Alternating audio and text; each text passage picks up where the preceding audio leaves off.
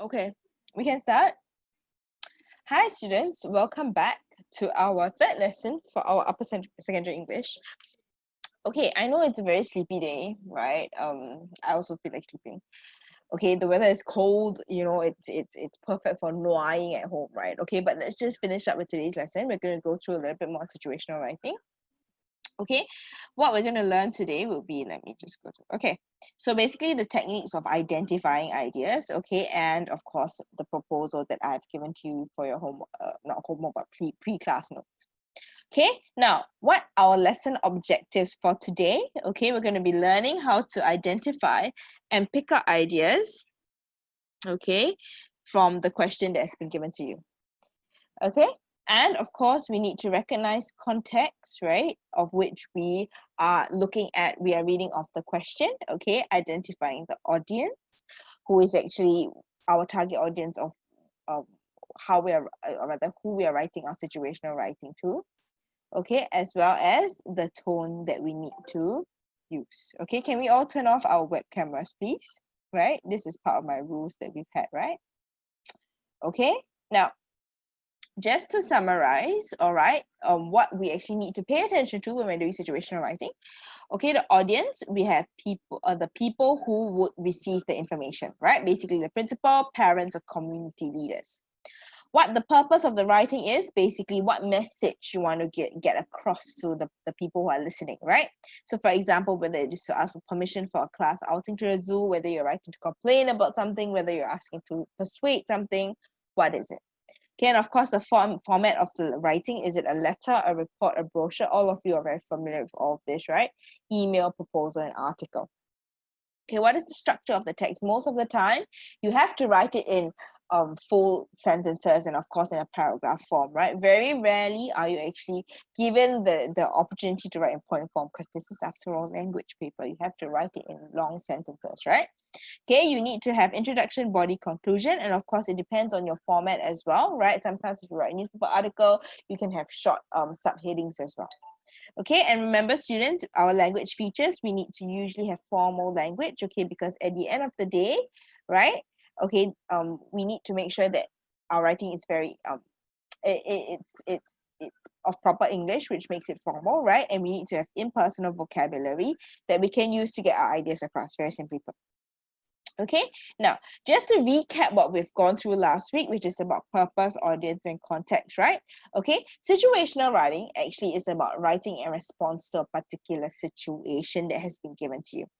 Okay, so remember students, you need to know what your purpose is, who your audience is, and what your context is in order to be able to score for this section of the paper. Okay, now before you can respond to any situation, you need to understand the purpose, audience, and context of the task, because this will then help you to help you in terms of generating ideas and content that you choose to include. Okay, your organization or structure of your writing, the words that you choose to use, or the tone and register that you wish to convey across in terms of the message. All right, now what is the purpose of the writing? We all know that it's basically the objective, right? Whether it is to inform or persuade. We've gone through an exercise that we've actually managed to practice this before, right? But in this case, we can further break this down into informing would be to describe, report, or make an announcement. Instruct or notify people when you want to inform people about certain instructions or information.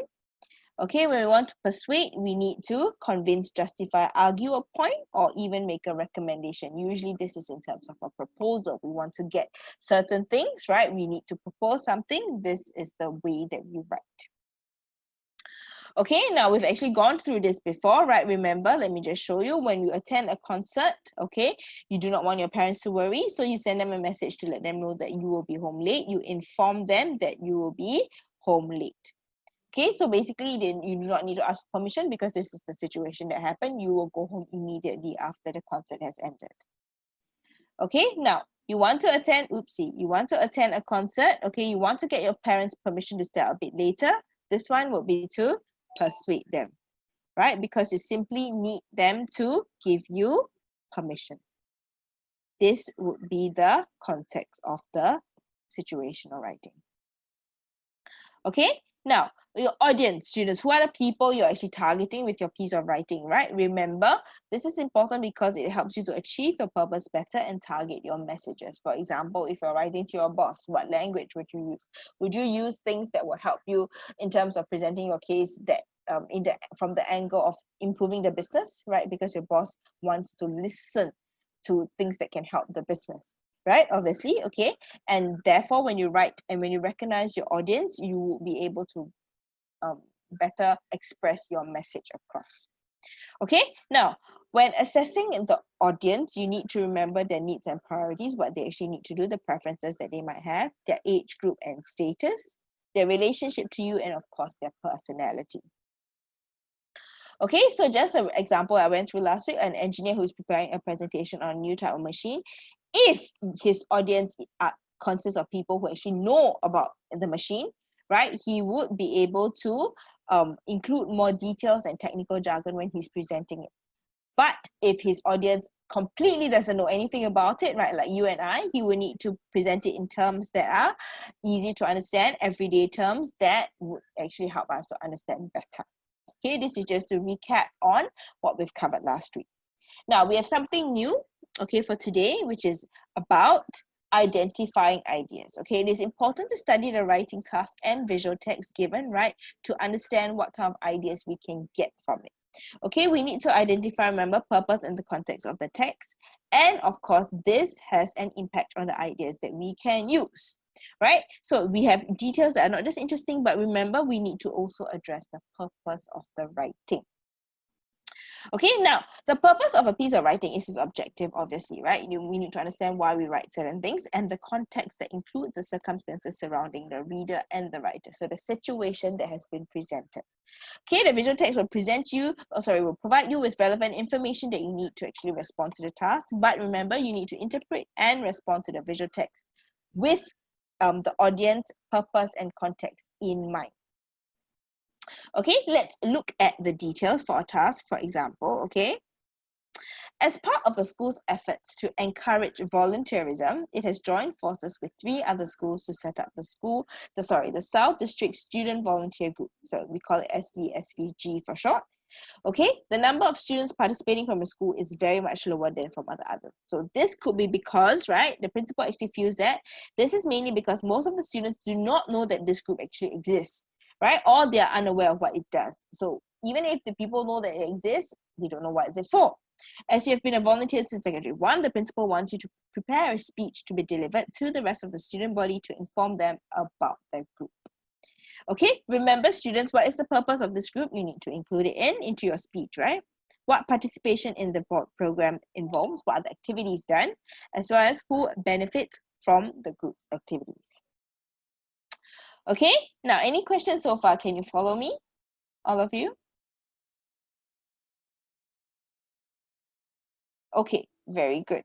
Now, write your speech in clear, accurate English. Remember, you're supposed to write a speech, right, to inform the audience of the existence of this group and encourage them to participate. Okay, now, this is the brochure that you've been given, right? The South District Student Volunteer Group. You realize that they have different segments of the visual text that they've given to you. Okay, you have training over here. What the program actually includes. You need to have a certain level of commitment when you want to join this program. Who can participate? You need to take note of who the members are, right? As well as how their contribution to society will be. Okay, so this is actually very important because it helps you to pitch the message, right? As well as help you to actually craft the message out that you want to deliver in your situational writing.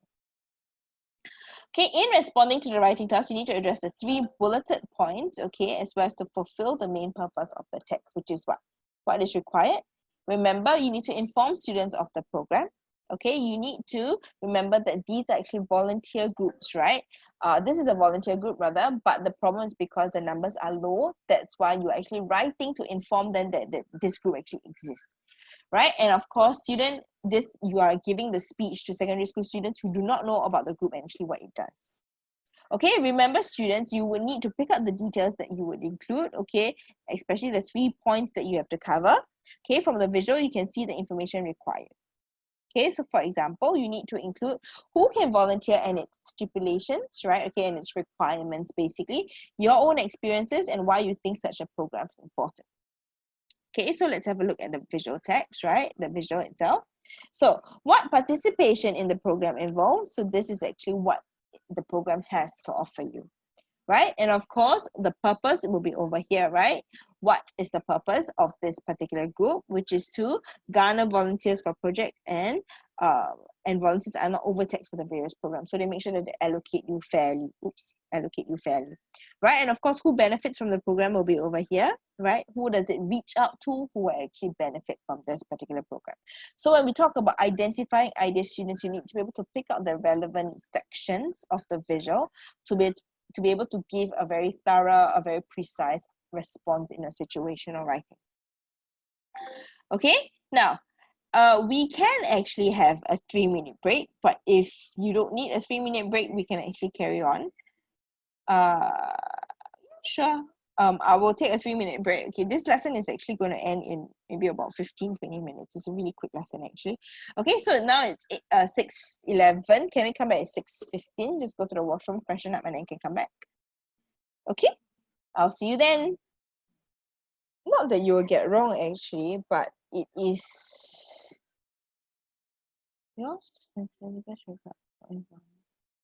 No, actually, yours sincerely is most often used for informal. So I suggest, right? Why don't you follow what your teacher says?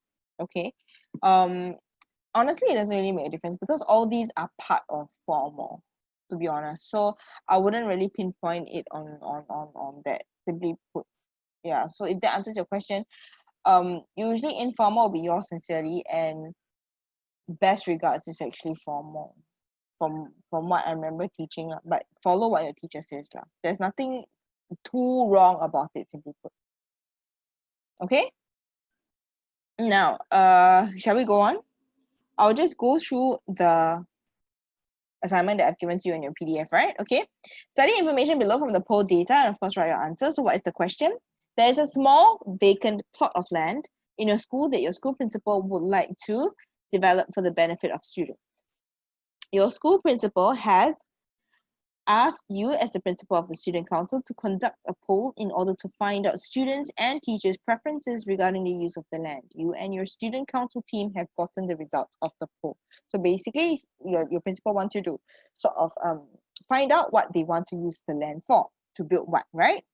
Now write a proposal detailing your recommendations on the use of the vacant land based on the polling data. Your proposal should describe the polling process, state clearly which idea for the development of the land has been chosen. Okay, so basically, what idea has it been actually chosen for? Explain why the particular idea was selected instead of the others, and say how the land might benefit students. Okay, students? Now, write your proposal in clear, accurate English in a respectful, formal manner, okay, suggesting or showing your understanding of how this proposal will affect the lives of everyone in class. In the school. Okay, so now let's have a look at the poll results, right? Okay, you see gym. So the two highest would be additional classroom or the gym, right? And then the rest are in between. Okay, you have the music studio, rock wall, rose garden, bicycle lot, heritage museum. And of course, the students actually said that they wanted the gym and the additional classroom as well, right? You have also the same options over here. Okay, what's going to happen now is that we have the suggested answer, right? Which we all are going, we actually wanted, right? So to Mr. Harsh Ram, right, principal of AAT Secondary School from Burntown, because you are the president of the Student Council 2020. So you write the date, right, which is maybe back date. You can write any date actually. And of course, when you have the subject, you title it and you underline it, result to poll and selection of land use. Okay. Now you start off by saying the Student Council conducted, right, of a poll among the students and teachers to find out what they would like the vacant land on the west side of the school to be used for. An electronic poll consisting of one question was conducted from 23rd February to 3rd March 2020. Okay, so basically you are going to describe the polling process. As every teacher and student is required to log into their school account at least, Chloe, can we turn off our web camera? At least once a week, we worked with the school's IT department to set up a system where each person would have to answer the question before being allowed into his or her account. So basically it was compulsory. Okay, now based on our preliminary findings, we offered 7 options for them to choose from: gym, music studio, rock wall, rose garden. You're actually basically telling them what the options are, right? Bicycle lot, heritage museum, and additional classroom. Okay, among the 76 teachers polled, the highest percentage of votes went to building a gym, 25%, specifically on additional classroom, 25%. Among the 984 students polled, the highest percentage went to building a bicycle lot, right? You can tell. And the highest, second highest, was to build an additional classroom. Okay, now, if we go merely by numbers, this will indicate that the option with the highest percentage is a new bicycle lot. However, this is when you actually put in some thought, okay, or your consideration. Okay, however, the Student Council wanted to ensure that the intended facility would be well utilized. Thus, working in pairs, council members came early every morning for 7 school days, right, a period of time, to check how many students came to school on their bicycles. We discovered that on average, about 20 students rode their bicycles to school daily as they live in the neighborhood. If a bicycle lot is built, only a small percentage of the school population would gain a direct benefit for this. So this would be the benefit if the bicycle lot was used. Sorry, a bicycle lot was created. Okay, now, with this in mind, we would like to recommend that an additional classroom be built. This option garnered the second highest percentage of votes when you combine all the respondents. An extra classroom can be used by more students throughout the whole school day. It can be also used for CCAs and other meetings after schools and on Saturdays. Okay, so basically this is the recommendation that you would like to implement.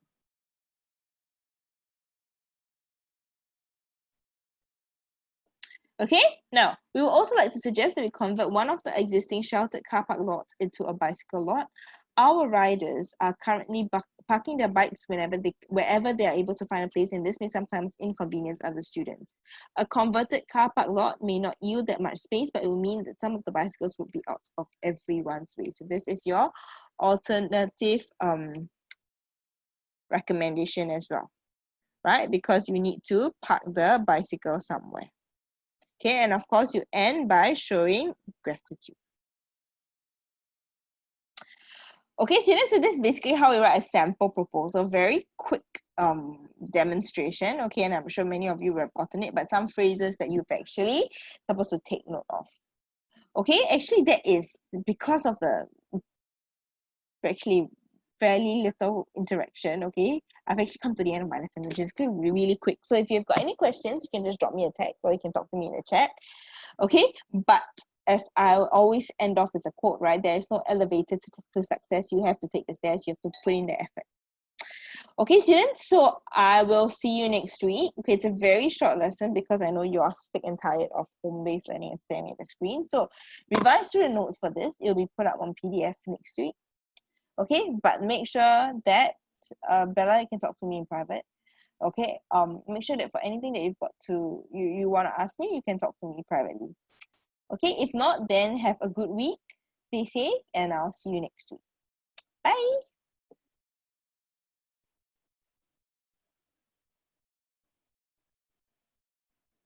Yours faithfully, you can use it when it's more formal. Yours sincerely also, actually, there's nothing wrong. We don't have to worry so much about all these simply because it's just a letter. They're not going to mark you wrong for it. Why? You can watch videos on your own, right, dear? I told you it will be uploaded onto our portal if you're not able to make it. Don't worry. Okay, dokie. Thank you for coming. All right, I'm going to shut the meeting off.